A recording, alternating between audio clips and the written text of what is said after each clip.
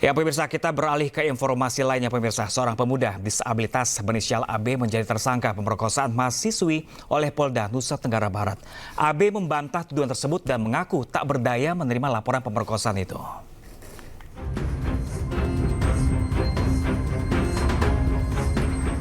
AB, 21 tahun, seorang penyandang disabilitas ini ditetapkan sebagai tersangka pemerkosaan terhadap dua wanita oleh Polda Nusa Tenggara Barat. AB mengaku difitnah dan meminta bantuan Presiden Prabowo. Dirinya mengaku tak mungkin melakukan pemerkosaan, sementara untuk melepaskan pakaiannya sendiri saja, AB masih meminta tolong kepada orang tuanya karena keterbatasan fisik. Sedangkan diri saya ini masih dirawat sama orang tua, tidak bisa sendiri, tidak bisa ngapa-ngapain, dan semua tergantung sama orang tua. Tidak mungkin sampai sampai gitu, Bu. Sedangkan saya tidak bisa apa-apa, Bu. Terserah saya kaget. Dan saya memohon kepada masyarakat di Indonesia, di dunia ini atau lingkungan Indonesia ini untuk membantu dia biar dia bisa selesai dan untuk kasus ini biar tidak lagi biar bisa kerja. Saya kuliah semester 7, Bu, gitu. Baik. Dan sekarang saya kuliah tidak dikasih keluar. Dan saya memohon kepada Presiden Prabowo yang terhormat agar bisa membantu dia yang ingin ketemu sama Bapak, meluangkan waktu saya dan memberikan kesenian saya. Juga saya sangat sedih begini, Bu, memohon biar cepat bisa selesai gitu. Saya capek di rumah, tidak boleh kemana-mana gitu. Sebelumnya seorang penyandang disabilitas ditetapkan sebagai tersangka pemerkosaan terhadap dua wanita. Menurut polisi, peristiwa terjadi di sebuah homestay di Mataram. AB yang bertemu korban di teras Udayana mengajak korban ke lokasi kejadian hingga akhirnya korban diperkosa. Kita melakukan serangkaian kegiatan pemeriksaan saksi-saksi. Kita juga sudah menghadirkan ahli yang kemudian berdasarkan kesaksian ahli tersebutlah kita meningkatkan status yang bersangkutan dari saksi menjadi tersangka. Modusnya apa, Bu? Tadi saya sampaikan sebagaimana unsur pasalnya bahwa dia menggerakkan seseorang untuk mau melakukan suatu tindakan yang dia kendaki sehingga orang kemudian tergerak karena kemudian ada unsur menekan suatu kondisi yang kemudian merasa takut sehingga tidak bisa kuasa untuk menolak keinginan yang bersangkutan. AB dijerat Undang-Undang Tindak Pidana Kekerasan Seksual dalam Pasal 6 UU TPKS. Polisi menegaskan penetapan tersangka ini sudah sesuai prosedur. Dari Mataram, Nusa Tenggara Barat, Hari Kasidi, iNews melaporkan. Dan pemirsa, kembali untuk mengetahui lebih dalam terkait kasus seorang pemuda disabilitas berinisial AB yang menjadi tersangka pemerkosaan mahasiswi oleh Polda Nusa Tenggara Barat. Pemirsa, kami sudah terhubung dengan orang tua AB, yakni ibunda dari AB yang nama dan wajah harus kami samarkan pemirsa untuk perlindungan pemirsa. Selamat siang, Ibu. Selamat siang, Pak. Oke, Ibu, sebelumnya kami turut berduka dengan kasus yang menimpa anak Ibu. Ya, Pak, bagaimana, Pak? Ya, Ibu, ini sebelum awal mula apa yang menyebabkan putra Ibu ini dituduh sebagai pemerkosa, Ibu? Nah, itu tidak mengerti, Pak, kenapa anak saya keadaannya seperti itu bisa dituduh sebagai pemerkosa, begitu, Pak. Sementara kondisi anak saya tidak bisa buka baju dan celana sendiri. Sampai sekarang tuh saya mandiin dia, Pak.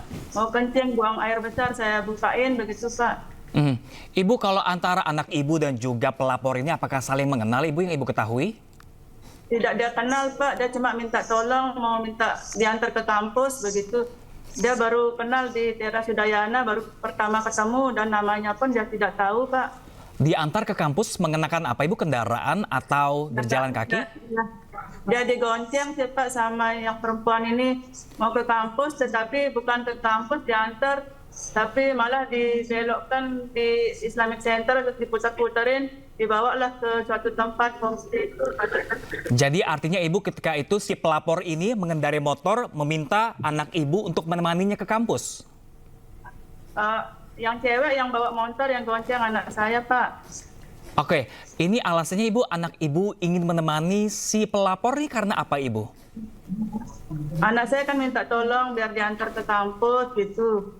tetapi bukan ke kampus anak saya dibawa, tetapi dibawa ke homestay itu begitu Pak. Dia yang menggonceng anak saya, dia yang membayar hotel homestay itu, begitu dia yang bukain baju, semuanya dia Pak, begitu. Jadi anak ibu istilahnya kalau dari menurut keluarga ini dijebak oleh si pelapor seperti itu? Iya begitu Pak. Oke, nah Ibu, ini Pak. informasi terakhir dari kepolisian, benarkah anak ibu sekarang sudah menjadi tersangka statusnya? Iya, sekarang sudah ditetapkan jadi tersangka, bahkan sekarang sudah menjadi tahanan rumah selama 20 hari, Pak. Nah, Ibu sebagai orang tua yang paling mengenal anak Ibu sendiri, apakah mungkin anak Ibu ini melakukan pemerkosaan? Kalau menurut saya pribadi sih, Pak, itu tidak mungkin. Karena apa? Anak saya kan tidak bisa buka baju sendiri, tidak bisa melakukan semuanya sendiri. Kalau tidak yang perempuan yang bukain baju, celana, begitu, Pak. Kalau sehari-hari aktivitas anak Ibu seperti apa, Ibu? Apa yang dilakukan? Yang dilakukan dia selain ke kampus, dia main gamelan, Pak, dengan pakai kakinya. Jadi sehari-hari untuk mandi, makan harus dibantu orang lain, seperti itu? Iya, harus saya bantu, Pak. Dari dia mandi, buka baju, semuanya saya yang bantu, Pak. Nah, Ibu, ini kan sudah berjalan kasusnya, Ibu, dan bahkan sudah menjadi seorang tersangka dituduhkan seperti itu. Apa sih sudah ada pendampingan hukum, Ibu, kepada anak Ibu dan keluarga? Belum ada sih, Pak. Belum Makanya, ada? Ya, Dari pihak kepolisian pun tidak memberikan atau menawarkan bantuan hukum pengacara seperti itu? dari pihak kepolisian sih ada yang memberikan kayak pengacara begitu, Pak. Kalau dari tindakan dari kepolisian hingga sejauh ini seperti apa, Ibu, ke anak Ibu dan keluarga? Dia cuma datang satu kali ke sini, Pak, minta tanda tangan sama anak saya begitu, Pak. Oke, jadi belum ada pembelaan dari keluarga secara hukum? Belum ada, untuk pembelaannya belum ada, Pak. Ibu, kami juga mendapat kabar katanya keluarga juga sudah mulai berkirim pesan dengan Pak Presiden Prabowo? Iya, Pak, begitu, Pak, kalau bisa. Ibu, ini kami ini siaran langsung. Ibu, mungkin ada yang ingin Ibu sampaikan ke Presiden Prabowo atau mungkin masyarakat luas terkait kasus yang menimpa anak Ibu dan keluarga. Kami persilakan, Ibu. Terima kasih, Pak. Selamat siang. Mungkin kepada yang terhormat Bapak Presiden Prabowo, mungkin bisa bantu anak saya biar secepatnya kasus ini bisa selesai, begitu, Pak. Mungkin kepada Bapak Kapolri atau Bapak Menteri HAM, begitu, Pak. Biar bisa dibantu anak saya biar cepat bebas, begitu. Karena sampai saat ini kan anak saya tidak bisa kuliah, tidak bisa kemana-mana, diam di rumah aja, begitu, Pak. Biar bisa anak saya beraktivitas kembali seperti biasa, begitu harapan tiang, Pak. Kalau bisa secepatnya kasus ini selesai, begitu, Pak. Oke, Ibu seorang ibu, orang tua dari anak Ibu. Seperti apa sih Ibu mengenal anak Ibu? Anak yang seperti apakah dia? Dia sebenarnya anaknya baik, Pak, penurut gitu. Cuma asal jangan ada yang mempengaruhi dari orang lain, begitu, misalnya diajak begini, diajak begitu. Kalau dia diajak baik, dia pasti baik, begitu, Pak. Oke, baik Ibu. Baik Ibu, terima kasih Ibu. Kita kawal terus, kita bantu kawal terus kasus Ibu dan anak-anak Ibu dan juga keluarga. Semoga ini mendapatkan keadilan seadil-adilnya untuk kasus ini. Baik, terima kasih Ibu. Salam sehat selalu.